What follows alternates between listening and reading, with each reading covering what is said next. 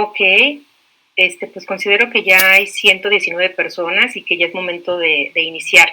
Bueno, antes que todos, me da mucho gusto que estén todos por aquí acompañándonos.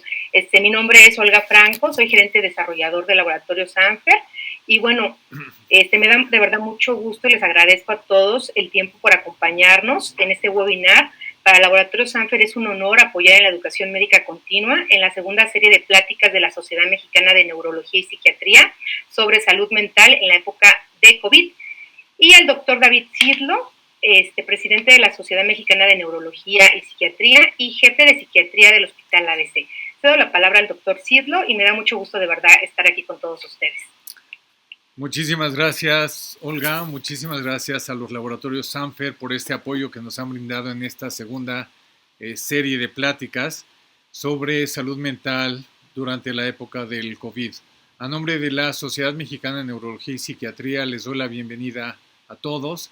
Es un gusto para nosotros que nos acompañen en esta sexta plática realmente que hemos organizado. Estamos empezando a preparar más pláticas hacia el futuro. Probablemente una acerca de burnout, otra el trastorno de estrés postraumático. Ya les haremos llegar la información más adelante. El día de hoy verdaderamente creo que cerramos con broche de oro. Tenemos un tema que es extraordinario porque si algo estamos todos preocupados es por nuestros niños y por nuestras familias. Y tenemos dos ponentes de primera a quien voy a presentar. Y les recuerdo nada más que las preguntas, por favor háganlas a través del chat para que las podamos filtrar y hacérselas llegar a los ponentes al final de sus presentaciones. Muchas gracias, Félix. Muchas gracias, Janet, por estar con nosotros. Voy a presentar a la doctora Janet Shane, quien iniciará con su ponencia primeramente. La doctora Janet Shane es doctora en psicología. Es psicoanalista de niños y adolescentes del Anna Freud Center en Londres, Inglaterra, donde se formó con la hija del fundador del psicoanálisis, Sigmund Freud. Es psicoanalista de adultos por el Contemporary Freudian Society en Nueva York. Es miembro asociado a la Facultad de Medicina de la Universidad de Yale en Estados Unidos y desde ahí ha participado en programas del Child Study Center, donde fue responsable de proyectos de exposición a violencia doméstica y comunitaria, así como directora de la clínica del Child Development Community Policing Program. De igual manera participó en el equipo de trabajo del National Center for Children Exposed to Violence del Departamento de Justicia de los Estados Unidos, que ofreció asesoría y servicios después de los ataques del 11 de septiembre de 2001. En este momento es líder de una investigación sobre la respuesta de los adolescentes ante la pandemia y el aislamiento por COVID, esto también con la Universidad de Yale. Es directora general del Centro de Investigación en Psicoterapia Psicoanalítica, centro dedicado al estrés traumático y a la exposición a la violencia, particularmente en niños, donde ha dirigido varias investigaciones nacionales e internacionales. Ha sido profesora en universidades nacionales, es psicoanalista y psicoterapeuta en práctica privada y su compromiso es con la atención de los niños, los jóvenes y los adultos, sobre todo de poblaciones poco privilegiadas, como son los niños de la calle, mujeres maltratadas, etc. Su libro Terapia de Estrés Postraumático de la editorial Trillas ha servido de base de entrenamiento para muchas generaciones de psicólogos en toda la República y en países de habla hispana. Doctora Janet Shane, muchísimas gracias por estar acá y le cedo la palabra. Muchas gracias, David. Muchas gracias a la sociedad y a todos los que están aquí para oír acerca de niños y COVID. Creo que, como dijo David, todos estamos preocupados por lo que está pasando con nuestros niños, con los adolescentes y nuestras familias. Y ante todo, creo que la diferencia en este momento es que ya pasaron muchas semanas y tenemos que volver a parar y a pensar qué es lo que está pasando con los niños, qué está pasando con nosotros. Nos queda claro, creo, que niños y adolescentes están entre las mayores víctimas en cuanto a salud mental. Están encerrados en casa en ambientes de estrés, sin convivencia, sin interacción con pares, con otros familiares, con maestros, que son el sine qua non del desarrollo para los niños, son las necesidades esenciales de los niños en un proceso normal de desarrollo, estar en contacto con el mundo externo. Ha sido una cuarentena mucho más larga de lo que todos creímos originalmente. Hemos aprendido mucho de nosotros mismos. Creo que ante todo en México y en el mundo estamos impresionados de lo adaptables que somos y de la forma increíble en que nos hemos acoplado a esta situación, aunque algunos en mayor o menor grado, y de eso se tratará esta plática, un poco de entender qué es lo que los niños necesitan y quiénes son los que mejor van a salir después de esta experiencia y los que no, qué es lo que tenemos que hacer para ayudarles de alguna manera. Todo se torna cada vez más difícil, oigo, y seguramente todos nos sentimos cada vez más desesperanzados, más desesperados, y es momento de recordar que las cosas siguen difíciles y que tenemos que cuidarnos. Estamos bajo estrés, viviendo una situación anómala, nueva, desconcertante. Todos conocemos situaciones difíciles. Esta situación nadie de nosotros la conocíamos y tenemos que ir aprendiendo sobre la marcha. Estamos preocupados por nuestros hijos, por muchos de nosotros, por nuestros padres, por el trabajo, por nuestro futuro, el de nuestro alrededor, la economía. Vienen además nuevos retos, vienen las vacaciones de los niños, hay que pensar en volver a la escuela, cómo va a ser esa vuelta a la escuela, y volver a esa nueva normalidad de la que todo el mundo habla. Quisiera empezar para hablar de 4 principios básicos cuando hablamos de niños. Los niños responden a los estímulos y a las reacciones de los adultos que los rodean. Los adultos decodificamos las experiencias de los niños, somos sus traductores. Las experiencias negativas deberían de ser traducidas para cada niño, dándole el sentido específico para ese niño. No hay un diccionario para todos los niños. Cada niño lo tenemos que tomar como un ente especial y diferente. Las experiencias serán entendidas por cada niño en base a su edad, a su fase del desarrollo y a cómo funciona en la casa en donde está viviendo. Hablemos de 3 premisas básicas en tiempos de pandemia. La exposición a situaciones difíciles en la infancia puede tener efectos positivos o negativos a corto plazo o pueden ser duraderos en el desarrollo de los niños. La percepción del niño que los padres son protectores y confiables en tiempos difíciles es obviamente determinante para un buen desarrollo del niño. Las crisis y las situaciones difíciles en la vida pueden ser vividas como traumáticas y desorganizantes o también aprovecharse como oportunidades de una mayor organización y un mayor crecimiento. Creo que quizás si pensamos en esto como hilo conductor de esta plática, nos hará mucho sentido por qué es tan importante entender qué está pasando con los niños, qué está pasando con nosotros y cómo les podemos ayudar. Estamos todos viviendo una crisis y las crisis pueden ser los mayores organizantes y pueden ser los mayores desorganizantes. La idea es que estemos suficientemente enterados, ya sea como profesionales que ayudamos a familias o como padres de familia que ayudamos a nuestros niños. Para hablar de esto tendríamos que hablar de 2 determinantes básicos que establecen si la experiencia será positiva o si será negativa.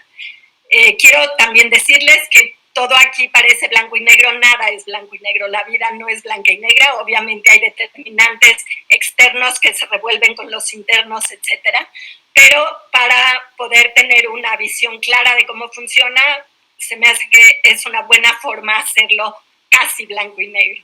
Entonces hablemos de determinantes externos y determinantes internos que nos van a ayudar a saber o a permitir que la experiencia de los niños se convierta en una experiencia positiva o negativa. Los determinantes externos, como todos nos podemos imaginar, tienen que ver con el mundo externo del niño. Las disrupciones en la vida diaria que ha causado el aislamiento social por la pandemia es uno de los determinantes externos. Las reacciones de los padres, que están determinadas obviamente por su propio estado emocional, ya sea salud o psicopatología, y también por la forma en la que responden a las necesidades psicológicas de los niños. Entre las determinantes externas tenemos que seguir hablando del papel de los padres, porque para los niños las experiencias desestabilizadoras son mediadas siempre por los adultos. Como les decía, los adultos somos quienes median, quienes traducimos, quienes explicamos, quienes contenemos a los niños. La respuesta emocional del adulto es entonces frecuentemente más importante que el evento mismo. Y de aquí tenemos muchos ejemplos. El Blitz en Londres, que quizá todos hemos oído, leído o sabido, que fueron los bombardeos de los nazis en la época de la Segunda Guerra Mundial a la ciudad de Londres, en donde la gente mandó a la mayor parte de los niños o aquellos que pudieron a granjas o a lugares fuera de la ciudad de Londres, que fue la ciudad que estaba bombardeada, pero muchos no pudieron salir o no pudieron mandarlos, y lo que hacían era que se metían a las estaciones de metro de Londres. Anna Freud y Dorothy Burlingham se dedicaron en esa época a ayudar y a observar.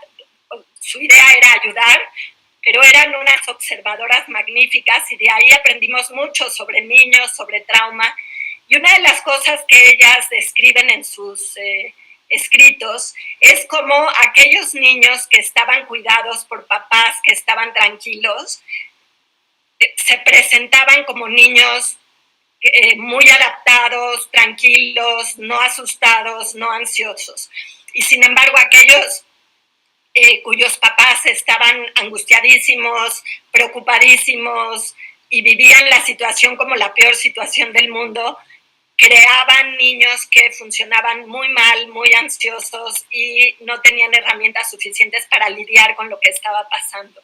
Otro ejemplo también, porque son ejemplos interesantes, hay un doctor Clay en Estados Unidos que habla también con respecto a guerras, y acordémonos que los traumas, casi mucho de lo que sabemos sobre trauma viene de las observaciones de psicólogos en situaciones traumáticas de guerra, porque ahí es donde ha habido dinero, donde ha habido además oportunidad de observar. El doctor Clay encontró que al entrevistar a gente que había estado en situaciones de guerra de niños, después cuando los entrevistó de grandes, ellos decían que a pesar de que había sido una situación muy difícil, la nostalgia por esos momentos era muy importante porque les recordaba la contención que habían tenido con sus familiares, el cuidado que habían sentido del mundo, de la comunidad en la que vivían. Entonces esto nos hace que nos quede claro lo importante que es que los padres de alguna manera mantengamos ese cuidado como una barrera para que lo que está pasando afuera pueda ser traducido de una manera mucho más benigna, en el sentido de que los niños se sientan contenidos y cuidados. Entonces, para poder hablar de estos determinantes externos para que tengan un impacto positivo, los padres obviamente que manejan su estrés suficientemente bien, y aquí quiero usar la suficiente de Bettelheim, porque nunca hay ni perfecto ni pésimo, pero con que sea suficientemente bien, podrán ofrecer al niño la oportunidad de aprender a funcionar en circunstancias difíciles o adversas en la vida futura. Fomentarán la sensación de bienestar y tranquilidad requerida para crecer fuertes y listos para enfrentar el futuro. Entonces, no estamos hablando nada más de por qué ahorita se van a sentir bien los niños, sino que a través de esta buena relación con padres que se dedican a entenderse a sí mismos y de cuidar, estar ellos bien, le van a permitir al niño no solamente estar bien ahorita, sino que tenga herramientas suficientes para que en las próximas situaciones difíciles, que van a ser muchas, va a haber situaciones adversas, hay situaciones adversas en la vida todo el tiempo. Y esto les permite a los niños aprender que hay cosas que se pueden hacer y a recibir suficientes defensas, no solo internas, sino externas, y también formas de funcionar en situaciones difíciles. Dentro de estos determinantes externos, ¿cuál sería el impacto negativo de los padres son aquellos padres que no manejan su estrés adecuadamente y que pueden entonces sobreestimar las capacidades de sus hijos para portarse bien o para tener control, y son aquellos padres que tienden a dar castigos constantes o fuertes, que gritan constantemente, que no se conectan con sus hijos. Sin darse cuenta, son aquellos que les quitan la oportunidad de obtener esas herramientas de las que hablábamos para lidiar con situaciones difíciles en el futuro. Sin querer, obviamente, agravan la sensación de desesperanza, de desasosiego, de enojo y de miedo en el niño. Estas son las determinantes externas, y las determinantes internas están relacionadas con las fortalezas y vulnerabilidades tanto genéticas como adquiridas de cada niño. Estamos hablando de historia previa también, cuando un niño ha estado en una situación de estrés constante y repetido, que no le alcanza el tiempo ni la fuerza interna para manejar lo que está pasando. Niños que han pasado por situaciones traumáticas y no las han podido elaborar. Niños que han pasado o que pasan por carencias de la vida en general, o ejemplos de estos son accidentes, hospitalizaciones, abandonos, etc. Y obviamente presencia de desórdenes psiquiátricos. ¿Cuáles son las respuestas típicas de los niños en situaciones estresantes? Y quisiera decirles, esta situación que estamos viviendo es una situación estresante, y por eso le llamamos reacciones normales a situaciones anormales. Es normal, ahorita vamos a leer esta lista un poco larga que tenemos de las posibles reacciones que podemos ver en los niños, y en donde todavía caen dentro de una reacción normal, porque la situación es totalmente anómala y es normal que los niños tengan problemas del dormir. Voy a dar esta lista para pensar en todas aquellas síntomas o conductas que podamos ver en nuestros niños y que no nos asusten porque están. Es normal que tengan este tipo de situaciones. La diferencia va a ser cómo les vamos a ayudar a pasarlas. Problemas de dormir, ya sea no se pueden quedar dormidos, tienen pesadillas, se despiertan a todas horas, etcétera. Cambios en el apetito, ya sea que coman mucho o dejen de comer. Tienen ansiedad de separación, que suena raro porque están metidos en la casa con los papás, pero quizá podamos pensar en niños que incluso cuando la mamá se va a la cocina no pueden estar sin verlos. Están hipervigilantes, todo el tiempo pensando que algo va a pasar, o el opuesto, están retraídos, tienen quejas somáticas de todo tipo, dolor de estómago, dolor de cabeza u otras. Están irritables, tienen cambios de humor constante, están ensimismados, un poco como los retraídos, que es un poco diferente. Hay pérdida de logros en el desarrollo, hablando de arrestos y retrasos, y esto podría, el más obvio, por ejemplo, un niño que a lo mejor ya no usa pañales, empiece a volver a usar pañales. Ese es como el más fácil de poder pensar y luego traspolarlo a otro tipo de situaciones. Están demasiado distraídos, sus cambios, se pueden ver cambios en el juego, la forma en la que jugaban antes y cómo están jugando ahora, o cambios en el funcionamiento social en la familia. ¿En qué les podemos ayudar? Este tipo de situaciones de las que acabo de hablar son normales porque la situación es la que es anormal. Sin embargo, según nuestra respuesta, les vamos a poder ayudar a sobrepasarlo y a funcionar mejor después. Y aquí lo que les podríamos decir a los papás es, si tú estás bien, tus hijos van a estar bien. Pon atención a tus necesidades básicas. Duerme suficiente, come bien, establece tus propias rutinas, realiza actividad física. Debes descubrir qué te preocupa o qué te angustia a ti. O sea, cuando decimos volteate a ver, ve cómo estás, voltea y pregúntate, ¿qué es lo que te da miedo? ¿Te da miedo enfermarte? ¿Te da miedo o desesperación no salir? ¿Que se enfermen tus hijos? ¿Que se enfermen tus padres? ¿Tu situación económica o laboral? Si no nos preguntamos esto, no hay forma de que podamos resolverlo para entonces poder atender adecuadamente a los niños. Si estás ansioso, trata de no sacarlo con los niños. Si necesitas ayuda, debes de buscarla. Esto quizá, no sé qué tipo de público tenemos hoy, pero los de la salud mental nos queda clarísimo que no hay duda que estos son momentos de buscar ayuda. Muchas veces el público en general no entiende o no encuentra la forma, especialmente si no lo ha buscado antes. Pero creo que nuestro rol de todos aquellos, tanto profesionales como no, que sabemos que esto ayuda, es la responsabilidad de ayudarle a la gente a que sepa que sí hay cosas que se pueden hacer y gente que les puede ayudar. Recuerda que los niños pueden estar irritables, berrinchudos o de mal humor, o muchas de las otras conductas de las que hablamos hace rato, y que los papás se acuerden que ellos también se sienten así. Y a veces eso ayuda a tener un poco más de paciencia con los niños. Recuerda que cada uno de tus hijos puede necesitar algo diferente. Eso siempre me parece algo clave y básico. La edad de los niños, la forma de ser, la relación que tiene con cada uno de los padres, etcétera. Es importante mantenerte informado para poder explicar con tranquilidad y con honestidad a los niños. Obviamente tener cuidado de no sobresaturar las noticias, eso creo que ya nos lo sabemos de memoria todos. Sin embargo, reitero, sí es importante saber qué está pasando. Ahora que vamos a pasar al semáforo naranja, entender de qué se trata, porque entonces le podemos explicar a nuestros niños qué es lo que está pasando allá afuera. Y la única punto importante que aquí yo haría mucho énfasis es nada más tengan cuidado con qué edad tiene el niño, cuál es la forma de ser del niño y platíquenlo desde quién es ese niño con el que están platicando. No el de 6 puede ser tener la misma edad que otro niño de 6, pero que sean dos niños muy diferentes, o el de 6 va a necesitar información muy diferente que la de 9. ¿Cómo reconocer que no estoy haciendo lo suficientemente bien? Estoy de malas todo el tiempo, estoy más ansioso de lo común, estoy más preocupado de lo común, tengo nuevos dolores físicos que no tienen explicación, tengo la impresión que mis hijos se portan muy mal todo el tiempo, los regaño constantemente. Sin embargo, también hay muchas cosas.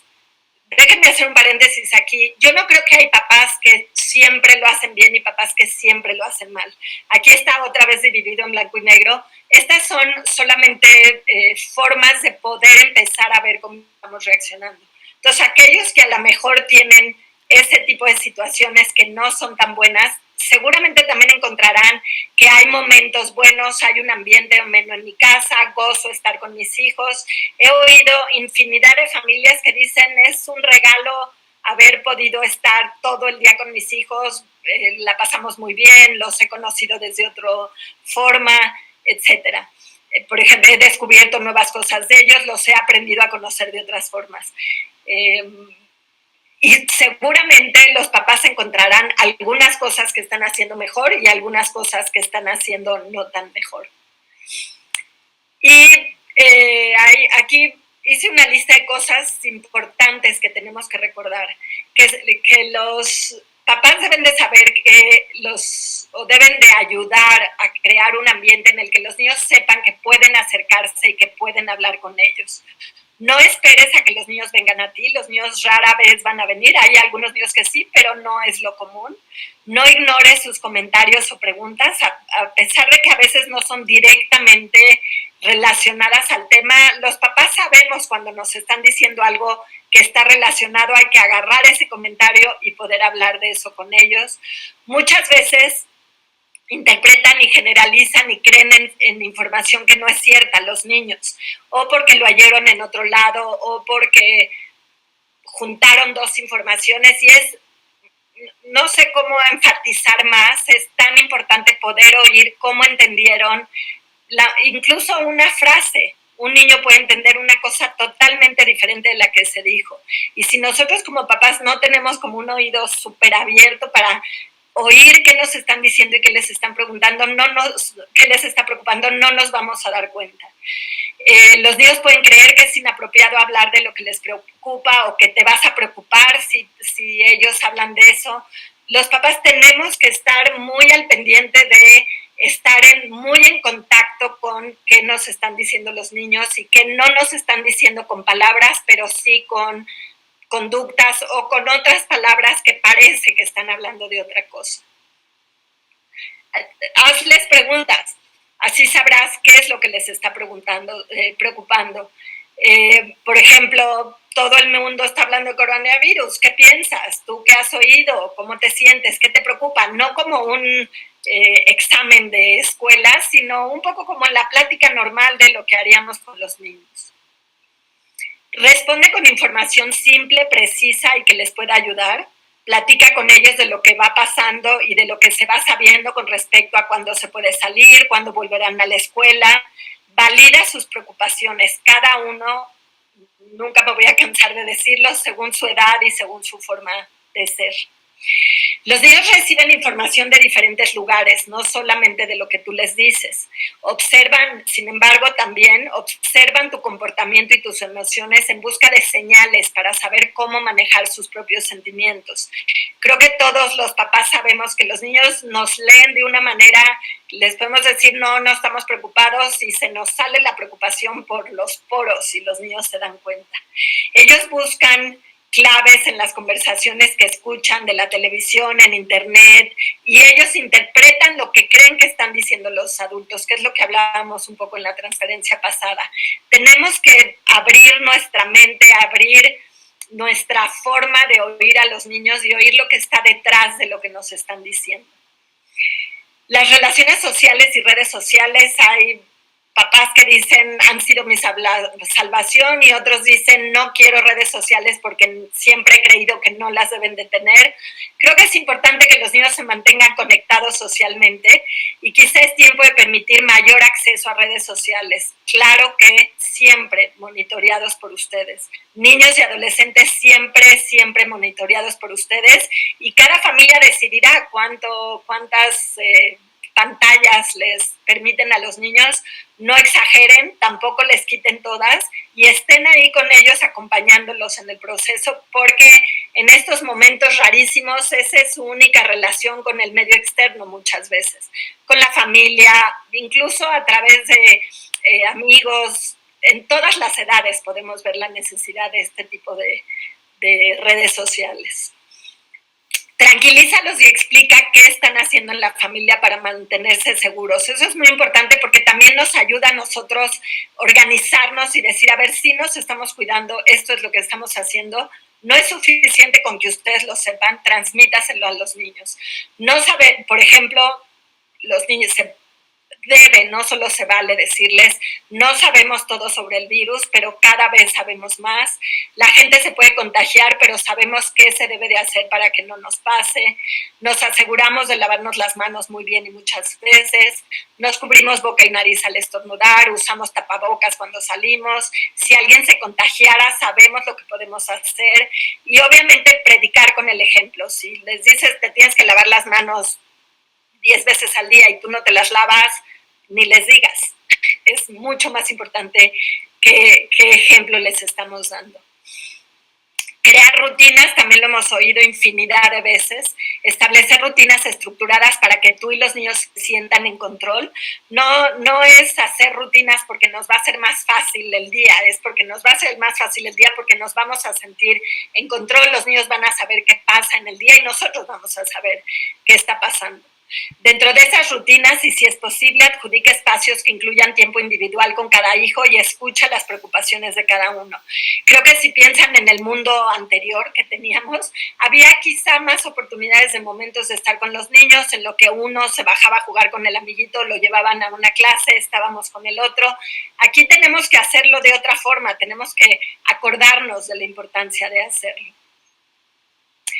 Como madres o padres deben de encontrar tiempo para ustedes mismos, momentos para estar con la pareja o sin los niños, solamente estar, leer, ver la tele, porque esos espacios les van a permitir estar mejor cuando estén con los niños.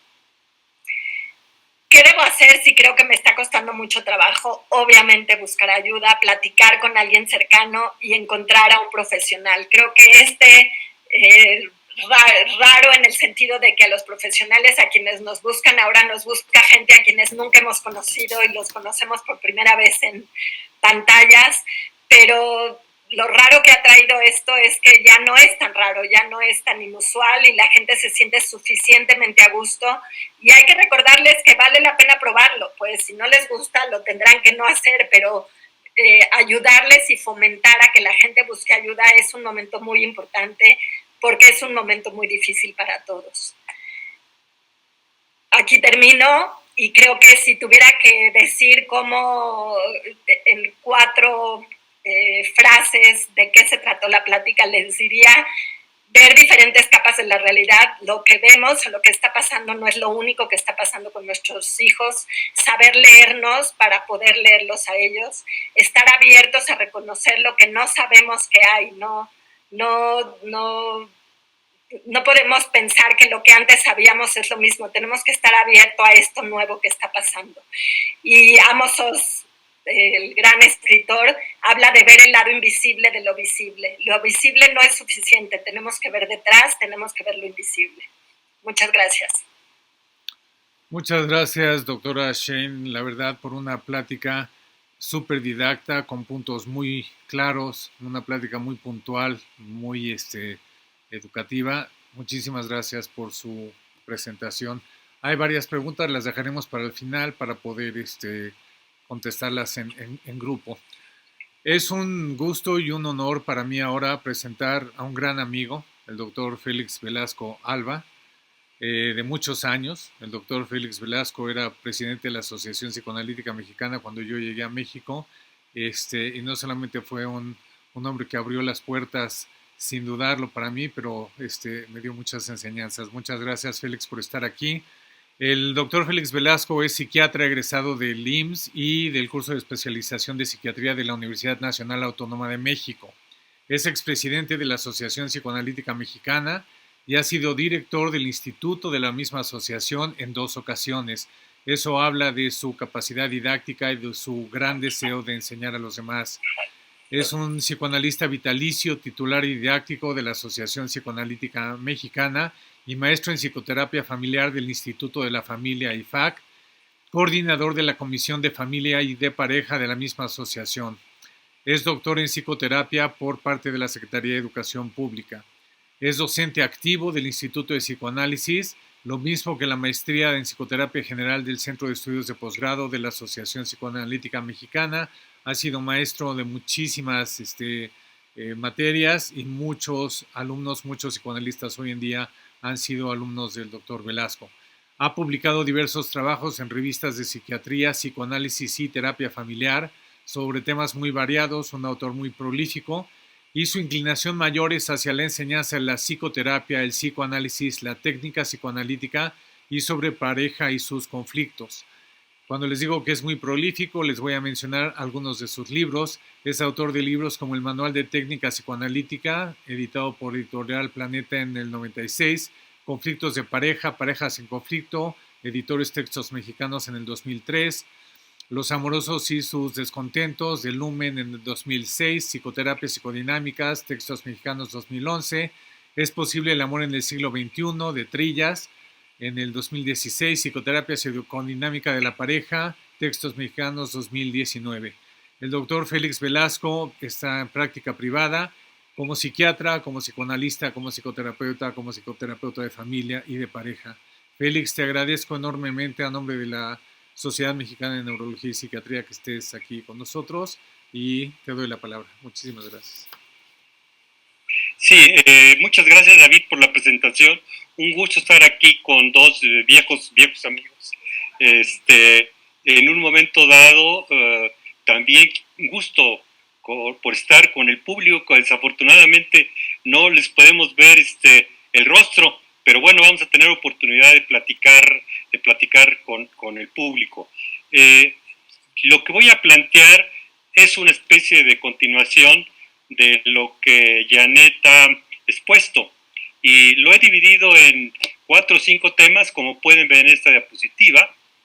Primero, lo que tiene que ver con la familia y la pareja en el siglo XXI, y ahorita les explico por qué establezco mucho la diferencia con el siglo XXI. Luego, lo que tiene que ver con ese tema medio olvidado y que ahora está más en la palestra, que tiene que ver con la cotidianidad. ¿Qué hacemos los seres humanos en el día a día y obviamente lo que tiene que ver con los cambios en relación a este confinamiento. Otra cosa importante de la que voy a hablar es de las características del impacto emocional y naturalmente del post-confinamiento y del comienzo de la nueva realidad. Yo le llamo nueva realidad, no nueva normalidad. No creo que regresemos a una normalidad que parece más que nada una línea política. Yo creo que vamos a enfrentar una nueva realidad. Y finalmente voy a tratar de hacer algunas recomendaciones generales. El énfasis de esta plática tiene que ver con la familia y con algo que creo que se ha dejado de lado mucho en todos los ofrecimientos que hay sobre terapia para todo este problema, ¿no? Y que tiene que ver con la terapia familiar, porque nos hemos olvidado de la familia como grupo. Para allá voy al final de la plática, ¿no? Y como ustedes pueden ver esa diapositiva, hay unos cambios muy importantes en general en lo que es la familia del siglo XX y lo que es la familia del siglo XXI. Y me voy a referir un poco a la familia de clase media urbana, porque esto nos va a permitir un poquito entender el impacto emocional que tiene sobre la familia como grupo. La familia en el siglo XX, y podemos arrancar por ahí de la mitad del siglo XX para acá, simplemente estamos hablando de roles y funciones que eran muy claras, hasta por ahí de los 50. A diferencia del siglo actual, donde los roles son ya poco definidos. La mamá puede estar en la casa, puede trabajar, el padre se puede o no dedicar a los hijos y puede trabajar. Es un cambio muy importante que también tiene un peso fundamental en cómo nos estamos adaptando a vivir en confinamiento. Por supuesto, el liderazgo y la autoridad paterna eran muy significativos en el siglo XX. No es así en el siglo actual. En el siglo actual no sabemos quién ocupa realmente el liderazgo de la familia, si el padre, la madre y a veces hasta un hermano mayor o aún los abuelos. En muchas familias, por la necesidad de trabajar de padre y madre, algunos de los abuelos han tomado el liderazgo de la familia. Otra característica importante de la familia en el siglo XX era la sumisión de la mujer y, por supuesto, algo fundamental que era la cohesión de sus integrantes. A pesar de esta autoridad, a veces un poco rígida del padre, sin embargo, esto permitía una integridad de todos los miembros y, sobre todo, una cosa muy importante, había un respeto a los padres. Y esto dio lugar a una estabilidad social que en general se daba en todo el mundo occidental. El siglo XXI se ha caracterizado, entre otras cosas, también por una invasión, yo diría, una invasión de la tecnología. Y es una sobreestimulación visual a todos los niveles, desde la televisión, los videos, internet, que transmiten y transmiten y transmiten violencia. Y obviamente yo creo que ya se habla de una adicción. Y otra característica importante es el poco límite a los hijos. Vamos, si antes había autoridad y había reglas y había hasta autoritarismo, en los tiempos actuales parece que los hijos andan libres en torno a no tener un límite, no tener unas reglas claras en la casa. Y una de las características importantes de las familias actuales, y hablo de la familia, es una especie de aislamiento disfrazado de individualidad. Este es el panorama general de la familia clase media urbana. Claro, estoy hablando de un modelo o de una especie de grupo familiar, no estoy hablando de los niños campesinos o de los niños pobres o de los niños ricos, pero nos puede permitir para entender lo que está pasando ahora en el confinamiento. La familia ha sido estudiada desde muchos años anteriores, pero yo diría que un poquito más del siglo pasado, ya de una manera más sistemática y con investigaciones más actualizadas, desde el campo de la historia, la antropología, la sociología, el psicoanálisis y la teoría de sistemas. Todos ellos de alguna manera coinciden en considerar a la familia como un sistema dinámico, inestable y en constante transformación. Subrayo las tres cosas: dinámico, inestable y en constante transformación, como se ve en la figura de la familia Simpson, que sigue las leyes de la autoorganización y del caos, que se desorganiza y se reorganiza para lograr una fase de organización superior. Y esto es lo que puede estar pasando ahorita con todas las familias, con este confinamiento y con este regreso a una nueva realidad. Este es un sistema entonces abierto, dinámico, complejo, sujeto a muchas influencias. La cultura, las normas sociales, las formas de relacionarse intrafamiliar y fuera de la familia, la soledad social, la actitud del hombre frente a la mujer y la mujer frente al hombre, las creencias religiosas y las diferentes crisis que han padecido. Y me quedo corto. Lo que quiero enfatizar con esto es que la familia influye a la sociedad y la sociedad influye a la familia. Y eso lo podemos ver con más claridad en torno a estos momentos que estamos viviendo, donde tal vez como nunca la familia está casi cautiva, recibiendo información y recibiendo noticias todo el día, y eso evidentemente tiene una influencia muy importante en los gobiernos y en la sociedad en general. ¿Qué está pasando ahora en la familia durante toda esta crisis, diría yo, que tiene una característica muy particular, algo de lo que ya mencionó Janet?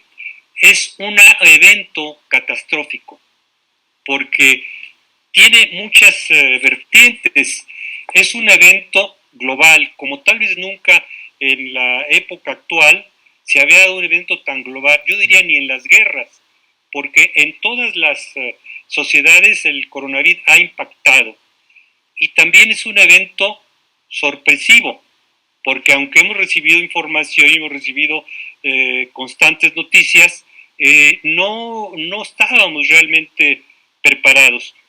Y lo más significativo y lo que quiero recalcar en torno a esto es la influencia terrible, yo la califico como terrible, de los medios de información, que prácticamente minuto tras minuto nos transmiten información, no precisamente la información más optimista, sino nos transmiten cifras de muertos, nos transmiten escenas de hospitales, y eso de manera sistemática, a veces sin que se pueda controlar incluso hacia los niños o hacia los adolescentes. Entonces, todas estas cosas han provocado, evidentemente, que la familia se esté desorganizando. ¿Qué pasa en el día a día de todas las familias? Es algo que no se ha revisado o que no se había puesto pues en la palestra de la investigación, pero ahora con el confinamiento hemos tenido oportunidad. Es como si tuviéramos una ventana para ver la vida familiar. La cotidianidad se refiere a las costumbres y a los hábitos regulares de las familias en cada nación. Por ejemplo, ahora sabemos que la costumbre en Japón de quitarse los zapatos, eso permite de alguna manera diseñar ciertas conductas que tienen que ver también con la limpieza, que tienen que ver con la transmisión. Eso es una de las muchas cosas que son características de cada familia. También dentro de esto podemos ver cómo hay familias que han adoptado bien el concepto de sana distancia y hay familias que no lo han podido adoptar y que está siendo terrible para ellas, porque todavía en muchos países desafortunadamente van a seguir en confinamiento o van a regresar a un confinamiento. Tal parece que el mensaje es: o te metes al confinamiento o te mueres. Eso es lo que transmiten los medios, desafortunadamente, las redes sociales. Uno que se debe de preguntar, o nos tenemos que preguntar, si realmente es tan grave estar confinado, porque parece que nos hubieran encarcelado. Yo pensé poner un poquito como una de fondo de la diapositiva, una familia encarcelada, porque algunas familias así se sienten. Entonces, algo que tenemos que pensar bien es qué implica realmente, o qué ha implicado estar confinada a la familia contemporánea. Como veíamos en las diapositivas anteriores, Desde hace tiempo las familias estaban en una especie de aislamiento emocional, decía yo, disfrazado de individualidad, donde cada quien estaba en un cuarto con un gadget o con uno de los diferentes aparatos como el teléfono celular, en una escasa conexión o comunicación, viviendo una realidad virtual, donde todo lo que contribuía alrededor de la familia, como son las series, como es la televisión, como es todas las miles de opciones que tiene un niño o un adolescente para estar efectivamente en Internet, aunado a un gran consumismo. Eso en términos, por ejemplo, de las compras en relación a los modelos de teléfonos que casi cada 6 meses cambian, por ejemplo, ¿no? Y bueno, por supuesto, con un anhelo por una satisfacción inmediata del deseos. Los niños y los adolescentes piden y los papás les dan y les dan y les dan.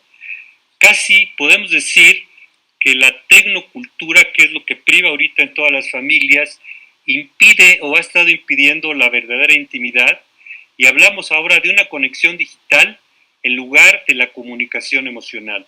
Todo esto que estoy señalando evidentemente se ha exacerbado al estar la familia confinada. Yo creo que las familias no estábamos acostumbrados precisamente a estar tanto tiempo con nuestros hijos o estar tanto tiempo con las esposas o con nuestras parejas. El impacto emocional que afecta a diferentes familias, como bien lo decía Janet, tampoco es igual en todas las familias. Estoy casi con ella en el sentido de que cada familia debe ser vista de manera individual y particular. Podemos decir que el impacto emocional tiene que ver con la fase del ciclo vital en la que la familia está y obviamente también con el espacio en la casa. No es lo mismo una pareja sola con hijos que una pareja que tiene 3 hijos y que tiene poco espacio físico. Lo mismo, no es igual una familia con 3 hijos adolescentes o una pareja sola de la tercera edad en un cuarto piso y sin ayuda. Entonces, estas son algunas de las cosas importantes que hay que considerar en el confinamiento. Y también la otra cosa que hay que considerar es si fue un confinamiento total, obligado. En muchos países sabemos que ha habido penalizaciones, hasta cárcel, para gente que puede o se atreve a salir. Se penaliza entonces la circulación, multas o no, o si es un confinamiento voluntario de índole emocional que se están dando, tiene que ver con qué tan funcional o disfuncional era la familia previamente al COVID. Hay familias que previamente ya tenían una serie importante de problemas, un semidivorcio donde papá y mamá en realidad peleaban todo el día, una familia donde había un adolescente con problemas de adicciones y que esto no se manejaba totalmente bien. Entonces todo esto aparece y evidentemente nos enfrenta a un problema que va a causar una grave descomposición de esta familia. A diferencia de una familia más o menos funcional que puede realmente superar o que puede adaptarse a la situación que estamos viviendo. De manera muy general, voy a mencionar algunas emociones frecuentes en el sistema familiar, y hablo nuevamente del sistema familiar por confinamiento. Y aquí nuevamente hay que establecer claramente que no es lo mismo tener un familiar contagiado, hospitalizado, a tener un familiar en cuarentena dentro de la casa, o a tener una familia que no está contagiada y que está en una cuarentena obligada. Y por supuesto, tener un familiar muerto. Lo que están sufriendo las gentes que han tenido que ir a un hospital donde un familiar ha muerto es terrible porque todo está cambiando. Desde el manejo del cadáver, el manejo de la situación de un velorio, todo esto es terrible porque está ocasionando serios problemas. Entonces, esto no es lo mismo que estar en cuarentena en casa. De manera muy general, lo que podemos ver es que hay un aumento de la ansiedad en general, y hablo de toda la familia, de la irritabilidad, como bien lo dijo Janet, del insomnio, pero yo diría no solamente en un miembro de la familia, sino en varios miembros de la familia.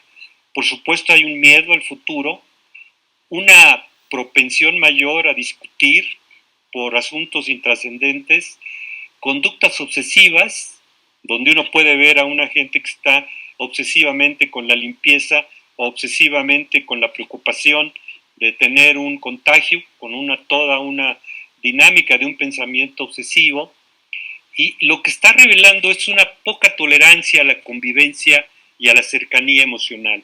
O sea, los seres humanos necesitamos un espacio, necesitamos un límite para vivir en familia. En el ámbito, en el hogar, todos tenemos un sitio donde podemos no nada más dormir, sino estudiar, tener distracciones, ver televisión, etcétera. Entonces todo esto se pone en crisis porque como hay que trabajar en casa con el home office y hay que hacer tareas, ahorita ya no, pero habría que hacer tareas a distancia, todo esto cambió totalmente esto que llamamos cotidianidad de la familia. Por supuesto, todo esto está generando conflictos y ya ha generado y genera conflictos y genera discusiones, y algo que también se ha visto es la toma de decisiones impulsivas. Alguien que de repente plantea que se quiere separar o divorciar, alguien que de repente plantea que se quiere ir de la casa. Entonces, todas son decisiones impulsivas que tienen que ver con el impacto, que mi sugerencia en general ante estas cosas es espérense a que se aclare todo el panorama y que se puedan ver las cosas desde otro lugar, porque no hay una situación más inoportuna, por llamarla de alguna manera, que pensar en separarse o divorciarse en esos momentos donde ni siquiera están los juzgados todavía funcionando. Y algo que se ha observado también en general es el mayor aumento de la violencia contra la mujer. Los índices de violencia contra la mujer están aumentando notablemente. Curiosamente, y tiene que ver con lo que mencionaba yo anteriormente, están reapareciendo conflictos viejos de la pareja.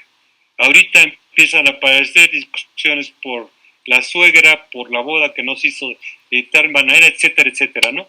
Y bueno, por supuesto, un temor universal es el temor a morir, el temor a ser contagiado, al futuro económico, y por supuesto, si pudiéramos redondear todo esto, en la incertidumbre.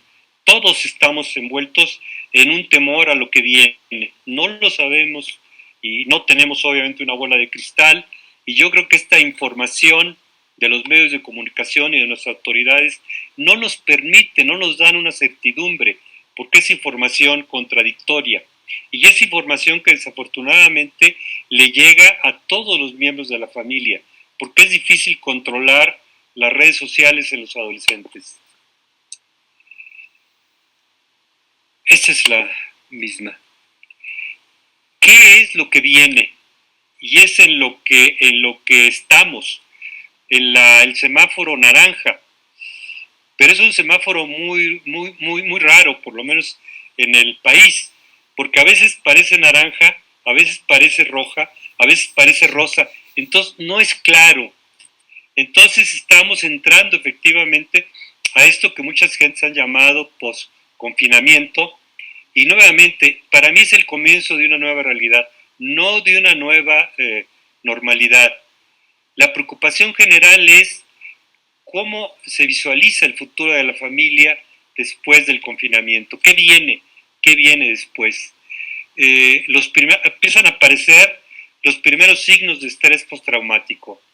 Recuerdos repetitivos, sueños catastróficos, desesperanza, insomnio, sentimientos de nostalgia.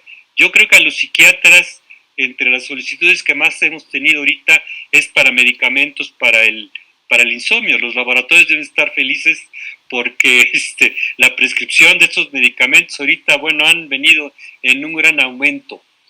Como insisto entonces, se trata del regreso a una nueva realidad, una nueva economía, porque mucha gente ha perdido trabajos y ha perdido negocios. Una nueva realidad donde uno espera que ya reanudemos el contacto físico. El contacto físico pues nos está lastimando profundamente a todos, y desafortunadamente está la comunicación virtual, que ahora está de moda, obviamente, todas las comunicaciones por Zoom. El problema es que ojalá esto no se quede y se convierta en un medio de comunicación y perdamos la posibilidad de tener la comunicación real.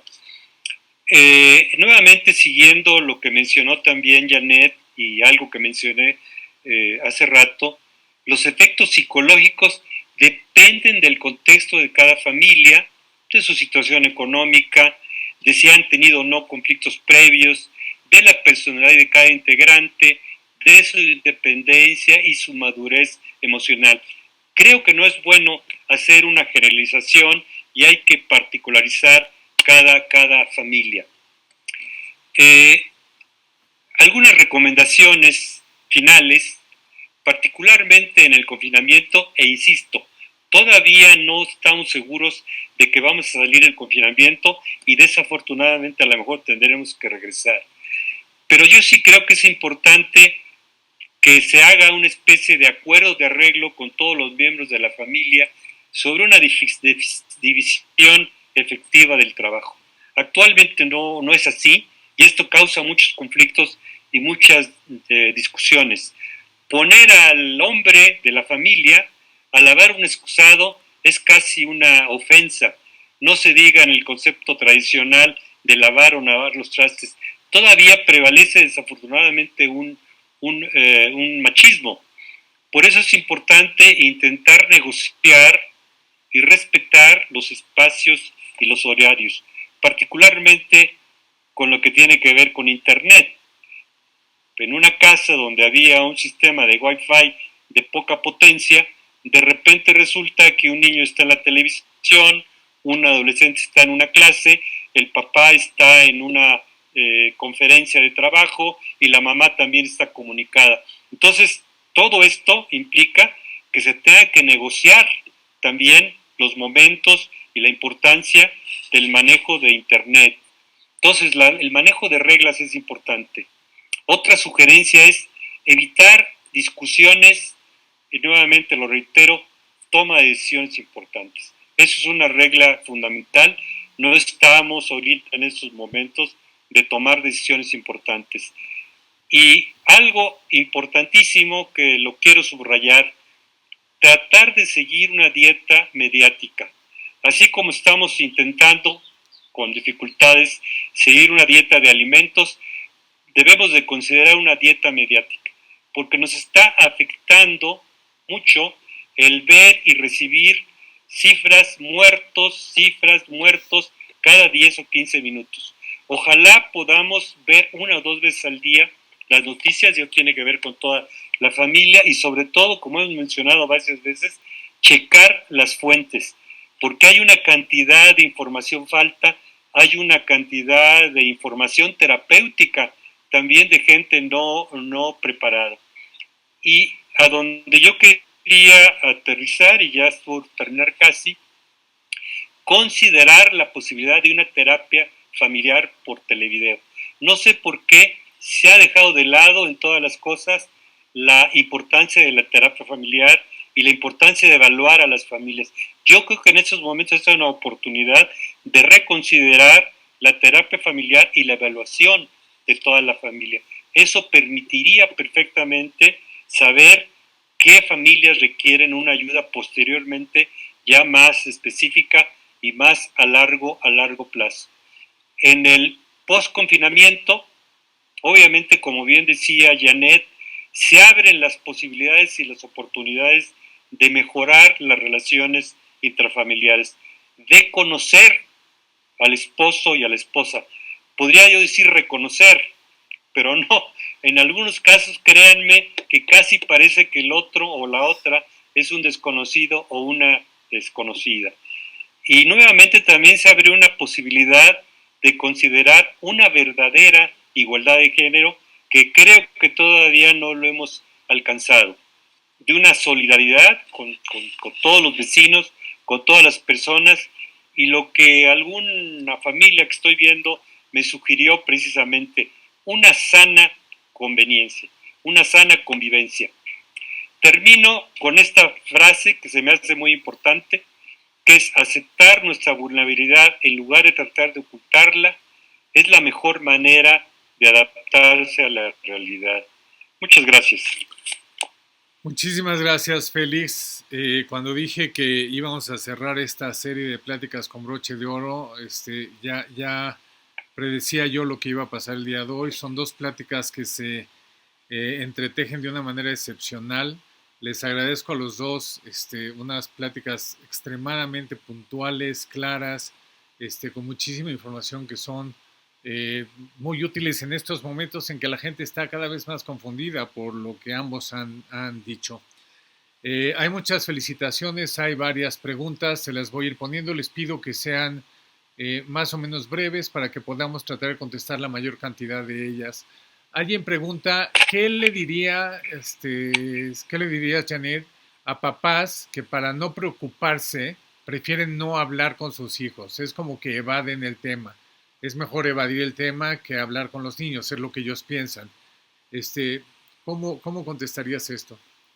Creo que Félix contestó esta pregunta en su última frase de Biscott, ¿no? No les podemos decir a los niños que no estamos preocupados cuando estamos preocupados. Las palabras son solamente lo de afuera. Tenemos que acordarnos que los niños nos leen, nos conocen, y si estamos preocupados van a saber que estamos preocupados. La pregunta era, si estoy preocupado, mejor no le digo. Sí. Mejor creo que ahí yo reiteraría la importancia de si estoy preocupado, atiende, habla con gente cercana, y si no es suficiente, con profesionales, porque tus hijos saben que estás preocupado. Gracias. Félix, alguien hace un comentario en relación a esto que decías de las familias en conflicto y dice, lo más sano en los casos de cuando hay conflicto familiar es dialogar entre la familia los puntos que los lleven a tener conflictos y discusiones, hablar para resolver o llegar a algún acuerdo para estar en paz. Pero en una de las láminas que presentabas decías, cada familia trae una historia, trae un bagaje. ¿Cómo le hace uno para poder hacer esto? Sí.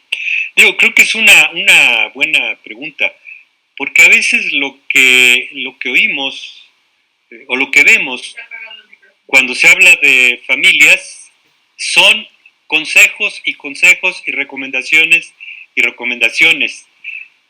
Un poco jugando abogado del diablo, yo diría que es difícil nada más sugerirle a una familia que está en un conflicto que puedan dialogar y que puedan discutir y llegar a un acuerdo. Muchas veces sí se requiere una intervención terapéutica familiar. De manera muy general sí puedo decir que es importante la negociación, negociar y lograr acuerdos. Eso es fundamental en cualquier familia, de manera muy general es lo que puedo mencionar. ¿Sí? Muchísimas gracias. Janet, alguien dice, como médicos pediatras todavía no se sabe cómo va a ser el regreso a clases. Ante esta ignorancia, cuando los niños preguntan qué va a pasar, ¿cómo les podemos transmitir esa tranquilidad a la que usted se refería en su plática?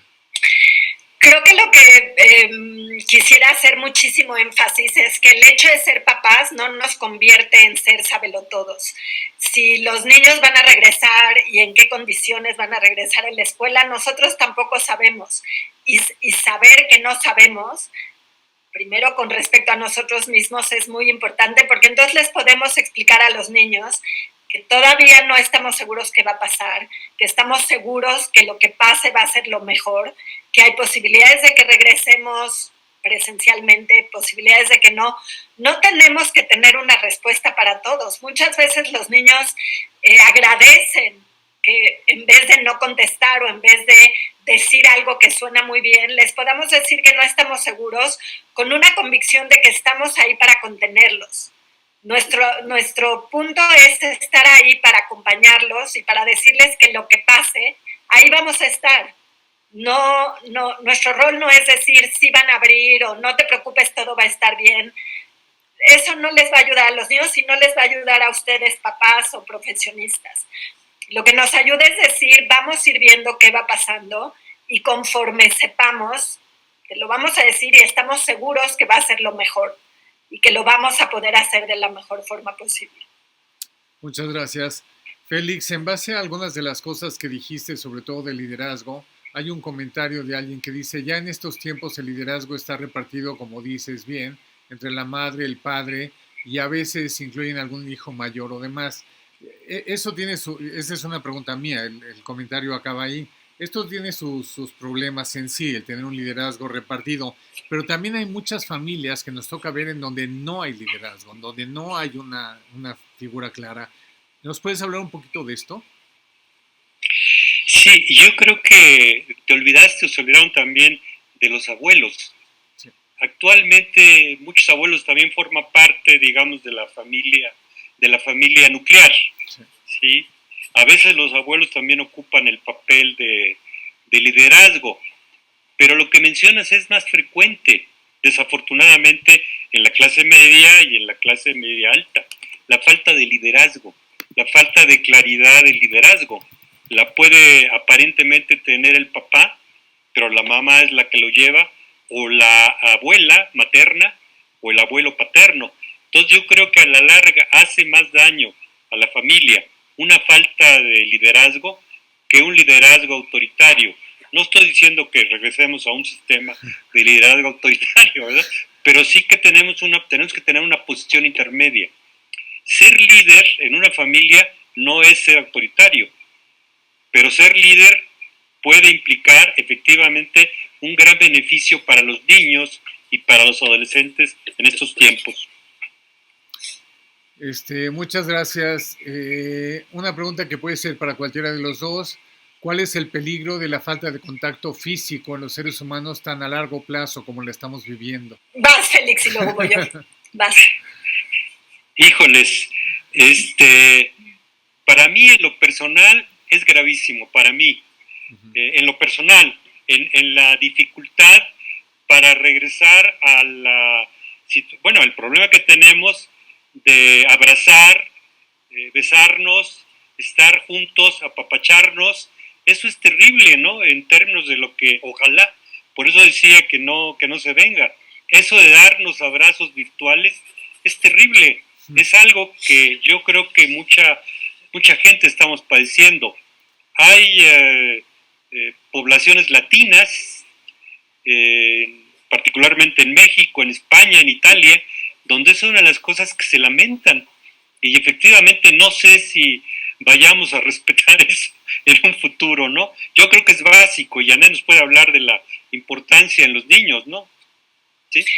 Creo que es una pregunta que todos nos hacemos todos los días. Empecemos por los niños chicos, los niños de 1 año, de 2 años, de 3 años, que no están teniendo la oportunidad de conocer de qué se trata, no solo otros niños, sino esa cercanía física, y de ahí seguirnos en todo el proceso de desarrollo hasta los abuelos. Regresemos o volteemos a los abuelos y toda esa falta de cariño y de contacto físico que no están teniendo por protegerlos, que son esas terribles contradicciones que estamos viviendo. Creo que la respuesta es no sabemos. Yo quiero pensar o le quiero apostar a nuestra resiliencia en el sentido de encontrar formas de regresar a eso y de poder acumular más de todo lo que nos perdimos en todos estos meses. Espero que no muchos más meses, pero no sabemos. Muchas gracias. Hay muchísimas preguntas, no vamos a poder contestar todas y les agradezco a los que han hecho las preguntas, trataré de irlas seleccionando. Alguien pregunta, Janet, buenas tardes, el impacto de los hijos únicos, me parece que es el caso de esta persona, me parece que es muy fuerte, porque extraña jugar con sus pares, con sus primos, sobre todo la distancia en la ciudad. ¿Qué hay con los niños que están creciendo sin amiguitos? Exacto, creo que se relaciona un poco a lo que decía anteriormente, es una situación tan anómala que nadie sabemos de qué forma se va a presentar los resultados de esto. Sin embargo, creo que lo que tenemos que acordarnos es que tenemos que hacerlo mejor dentro de esta situación tan difícil. hablar por pantallas, tendremos que encontrar la forma de que cada vez más haya posibilidades hablan de cerrar células, ¿no? De una familia con otra familia, que se ha cuidado y que podamos volver a tener o empezar de nuevo a tener este tipo de interacciones. Gracias. Esta pregunta está muy complicada, Félix. No sé si es para contestarse en este foro o no. Tú decide. ¿Cómo se trata la decisión de una pareja en segundas nupcias de llegar a una decisión unilateral de separarse? ¿Y cómo tratarlo con niños de 9 y 6 años? Creo que es una pregunta muy específica. Sí, bueno, yo creo que no necesariamente es el tema ahorita. El problema de las familias de segunda vuelta o de las familias reconstruidas, nada más quiero señalar que se hace a veces más complejo por el confinamiento. Nada más consideren padres separados que están ahorita peleando porque los hijos estén de un lado o estén del otro lado. Yo creo que esto casi, y me voy a hacer propaganda, es como para ir a terapia familiar. Ok, gracias. ¿Qué estrategia se puede utilizar para ayudar en terapia a personas que verdaderamente lo han perdido todo, desde lo económico hasta la salud? Déjeme decirle que hay muchísimas líneas de ayuda, entre ellas la del Centro Médico ABC. Si se meten a esa página y a otras, ahí encontrarán ayuda gratuita en donde seguramente podrán contestar estas preguntas específicas. Muchos agradecimientos a los ponentes. ¿Qué consecuencia puede darse al continuar con un tiempo con la sana distancia y seguirse conectando por medios visuales a nivel emocional? Esto también es para los dos, ¿sí? Creo que ya se contestó un poco, es una pregunta que tiene que ver con qué pasa con el contacto físico y el contacto emocional. Muchas preguntas sobre los adolescentes, qué se hace con los adolescentes que están desesperados por ver a sus amigos y compartir y convivir. Es una época tan importante para ellos, para tener amigos y demás. Creo que en cada etapa del desarrollo tenemos un mundo de preguntas y de preocupaciones con respecto a esos logros que se espera y a los hitos que se esperan alcanzar en cada una de ellas. En los adolescentes nos quedan clarísimas porque exactamente dos de las cosas como claves de los retos de la adolescencia que tienen que ver, por ejemplo, con separación de los padres y con acercamiento a los pares, no están pudiendo ser. Entonces estamos en un mundo muy interesante y todos estamos llenos de preguntas. Creo que el hecho de constatar esta adaptabilidad que hemos todos en el mundo manifestado, y eso lo digo por la forma en la que todos reaccionamos, nos dijeron métanse, hay un peligro, hay que quedarse, y es increíble lo global del asunto. Creo que le tenemos que apostar al hecho de saber que van a poder recuperarse de todo esto. Y no solo eso, también platico con muchos adolescentes, han encontrado la forma de hacerlo. Aunque no es la ideal y obvio, tiene que ver con teléfonos y pantallas, sí han encontrado muchos la forma de mantener esa importancia de la parte social y de la separación de los padres, aunque sea de un cuarto al otro. Entonces vamos a tener mucho que entender en el futuro, ya que esto se termine. Muchísimas gracias. Les quiero agradecer a los dos mucho su presencia, su generosidad con sus conocimientos. Ha sido para mí una noche excepcional, de mucha información, muchas felicitaciones y agradecimientos en la plática. A todos los presentes les agradezco nuevamente el haber estado a lo largo de estas 6 pláticas hasta ahora. Hemos hablado de problemas neurológicos, problemas psiquiátricos, problemas de cuidados paliativos, depresión, ansiedad, en fin, una variedad enorme de temas y seguiremos con ellos. Estén al pendiente. Para aquellos que se perdieron alguna de las pláticas, todas están en nuestra página de Facebook de la Sociedad Mexicana de Neurología y Psiquiatría. Se pueden meter allí o en nuestra página directamente, Sociedad Mexicana de Neurología y Psiquiatría. Ahí están las ligas para todas las pláticas.